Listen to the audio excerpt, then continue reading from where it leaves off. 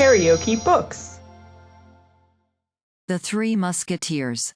Alexandre Dumas. Translated by William Robson. Chapter 31. English and French. The hour having come, they went with their 4 lackeys to a spot behind the Luxembourg given up to the feeding of goats. Athos threw a piece of money to the goatkeeper to withdraw. The lackeys were ordered to act as sentinels. A silent party soon drew near to the same enclosure, entered, and joined the musketeers. Then, according to foreign custom, the presentations took place. The Englishmen were all men of rank. Consequently, the odd names of their adversaries were for them not only a matter of surprise, but of annoyance. But after all, said Lord de Winter, when the 3 friends had been named, we do not know who you are. We cannot fight with such names, they are names of shepherds. Therefore your lordship may suppose they are only assumed names, said Athos. Which only gives us a greater desire to know the real ones, replied the Englishman. You played very willingly with us without knowing our names, said Athos, by the same token that you won our horses. That is true, but we then only risked our pistoles. This time we risk our blood. One plays with anybody, but one fights only with equals. And that is but just, said Athos, and he took aside the one of the 4 Englishmen with whom he was to fight, and communicated his name in a low voice. Porthos and Aramis did the same. Does that satisfy you? Said Athos to his adversary.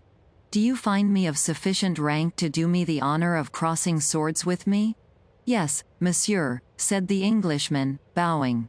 Well, now shall I tell you something? Added Athos, coolly. What? Replied the Englishman.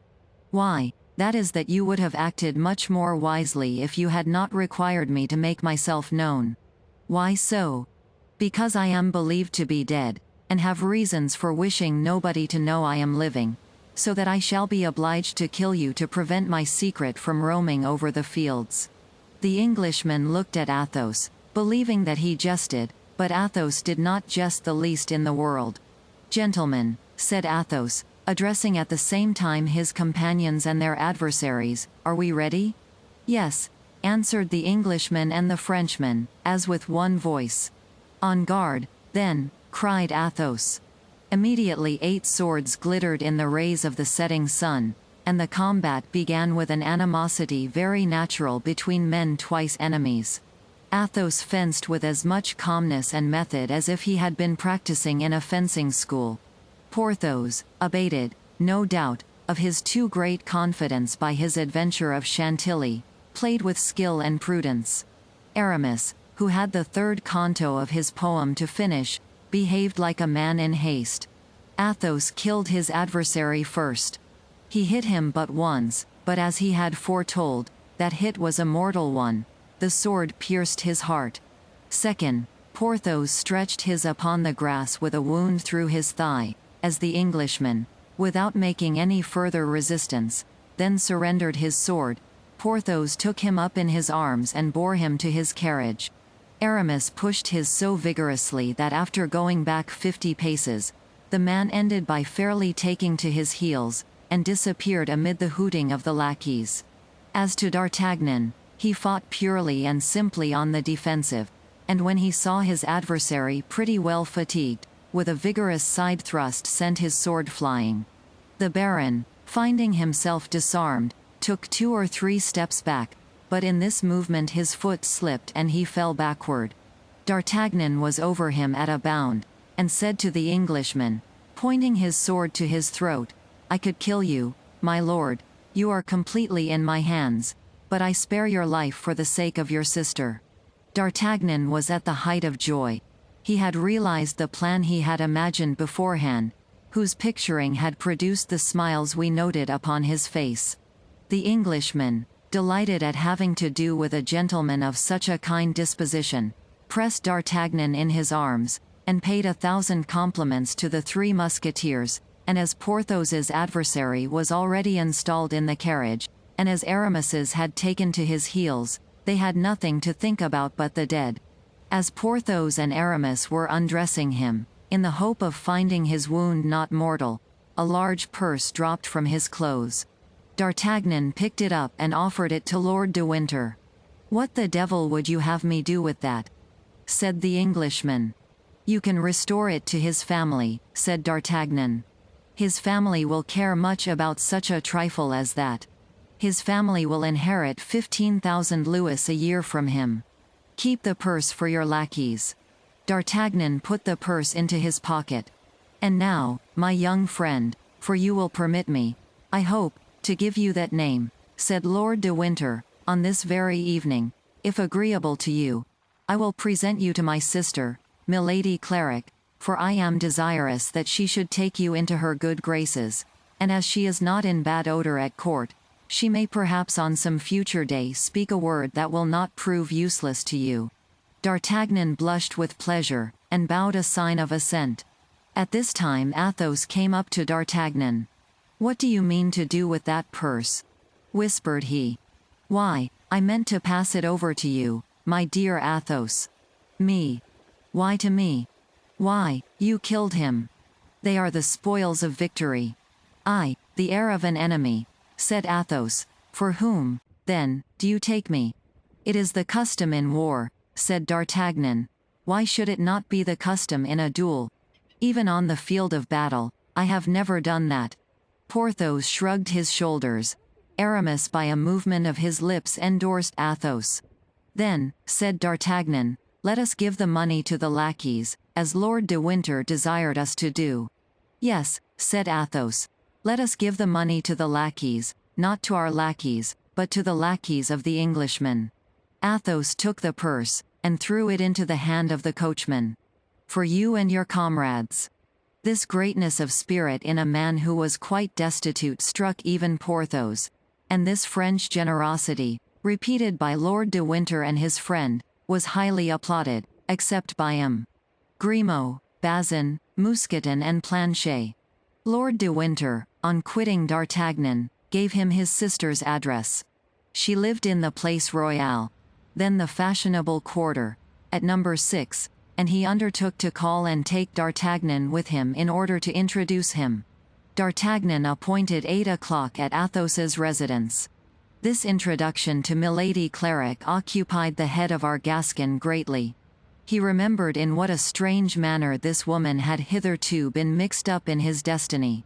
According to his conviction, she was some creature of the cardinal, and yet he felt himself invincibly drawn toward her by one of those sentiments for which we cannot account. His only fear was that Milady would recognize in him the man of Maying and of Dover. Then she knew that he was one of the friends of M.de Trèves, and consequently, that he belonged body and soul to the king, which would make him lose a part of his advantage, since when known to Milady as he knew her, he played only an equal game with her. As to the commencement of an intrigue between her and M.de Wardes, our presumptuous hero gave but little heed to that, although the Marquis was young, handsome, rich, and high in the cardinal's favor. It is not for nothing we are but 20 years old, above all if we were born at Tarbes. D'Artagnan began by making his most splendid toilet, then returned to Athos's, and according to custom, related everything to him. Athos listened to his projects, then shook his head, and recommended prudence to him with a shade of bitterness. "What?" said he, "you have just lost one woman, whom you call good, charming, perfect, and here you are, running headlong after another." D'Artagnan felt the truth of this reproach. "I loved Madame Bonacieux with my heart, while I only love Milady with my head," said he. "In getting introduced to her, my principal object is to ascertain what part she plays at court. The part she plays, Pardieu. It is not difficult to divine that, after all you have told me. She is some emissary of the cardinal. A woman who will draw you into a snare in which you will leave your head. The devil! My dear Athos, you view things on the dark side, methinks. My dear fellow, I mistrust women. Can it be otherwise? I bought my experience dearly, particularly fair women. Milady is fair, you say? She has the most beautiful light hair imaginable. Ah, my poor D'Artagnan, said Athos. Listen to me. I want to be enlightened on a subject. Then, when I shall have learned what I desire to know, I will withdraw." "Be enlightened," said Athos, phlegmatically. Lord de Winter arrived at the appointed time, but Athos, being warned of his coming, went into the other chamber. He therefore found D'Artagnan alone, and as it was nearly 8 o'clock he took the young man with him. An elegant carriage waited below, and as it was drawn by 2 excellent horses, they were soon at the Place Royale. Milady Clarik received D'Artagnan ceremoniously. Her hotel was remarkably sumptuous, and while the most part of the English had quit, or were about to quit, France on account of the war, Milady had just been laying out much money upon her residence, which proved that the general measure which drove the English from France did not affect her. "You see," said Lord de Winter, presenting D'Artagnan to his sister, "a young gentleman who has held my life in his hands, and who has not abused his advantage, although we have been twice enemies, although it was I who insulted him, and although I am an Englishman. Thank him, then, madam, if you have any affection for me." Milady frowned slightly. A scarcely visible cloud passed over her brow, and so peculiar a smile appeared upon her lips that the young man, who saw and observed this triple shade, almost shuddered at it.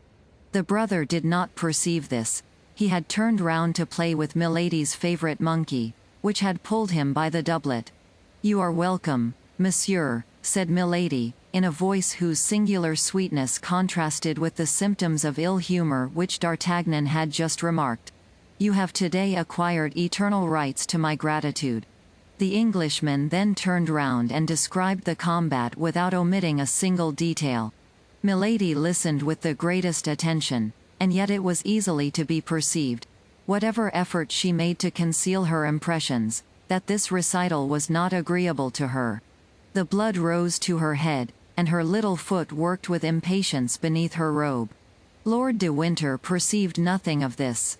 When he had finished, he went to a table upon which was a salver with Spanish wine and glasses. He filled 2 glasses, and by a sign invited D'Artagnan to drink. D'Artagnan knew it was considered disobliging by an Englishman to refuse to pledge him. He therefore drew near to the table and took the second glass.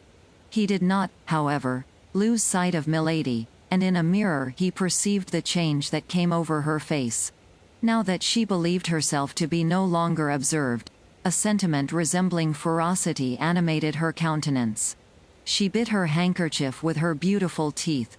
That pretty little soubrette whom D'Artagnan had already observed then came in. She spoke some words to Lord de Winter in English, who thereupon requested D'Artagnan's permission to retire, excusing himself on account of the urgency of the business that had called him away, and charging his sister to obtain his pardon. D'Artagnan exchanged a shake of the hand with Lord de Winter, and then returned to Milady. Her countenance, with surprising mobility, had recovered its gracious expression, but some little red spots on her handkerchief indicated that she had bitten her lips till the blood came. Those lips were magnificent, they might be said to be of coral. The conversation took a cheerful turn. Milady appeared to have entirely recovered. She told D'Artagnan that Lord de Winter was her brother-in-law, and not her brother. She had married a younger brother of the family, who had left her a widow with 1 child. This child was the only heir to Lord de Winter, if Lord de Winter did not marry. All this showed D'Artagnan that there was a veil which concealed something, but he could not yet see under this veil. In addition to this, after a half-hour's conversation D'Artagnan was convinced that Milady was his compatriot. She spoke French with an elegance and a purity that left no doubt on that head. D'Artagnan was profuse in gallant speeches and protestations of devotion. To all the simple things which escaped our Gascon, Milady replied with a smile of kindness. The hour came for him to retire. D'Artagnan took leave of Milady, and left the saloon the happiest of men.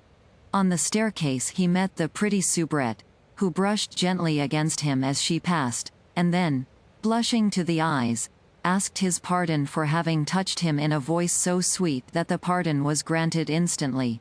D'Artagnan came again on the morrow, and was still better received than on the evening before. Lord de Winter was not at home, and it was Milady who this time did all the honors of the evening. She appeared to take a great interest in him, asked him whence he came, who were his friends, and whether he had not sometimes thought of attaching himself to the cardinal. D'Artagnan, who, as we have said, was exceedingly prudent for a young man of 20, then remembered his suspicions regarding Milady. He launched into a eulogy of his eminence, and said that he should not have failed to enter into the guards of the cardinal instead of the king's guards if he had happened to know M.de Cavois instead of M.de Trevel. Milady changed the conversation without any appearance of affectation, and asked D'Artagnan in the most careless manner possible if he had ever been in England. D'Artagnan replied that he had been sent thither by M.de Trevel to treat for a supply of horses, and that he had brought back 4 as specimens. Milady in the course of the conversation twice or thrice bit her lips. She had to deal with a Gascon who played close. At the same hour as on the preceding evening, D'Artagnan retired. In the corridor he again met the pretty Kitty. That was the name of the soubrette. She looked at him with an expression of kindness which it was impossible to mistake. But D'Artagnan was so preoccupied by the mistress that he noticed absolutely nothing but her. D'Artagnan came again on the morrow and the day after that, and each day Milady gave him a more gracious reception.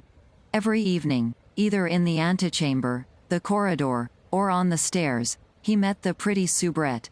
But, as we have said, D'Artagnan paid no attention to this persistence of poor Kitty. KaraokeBooks.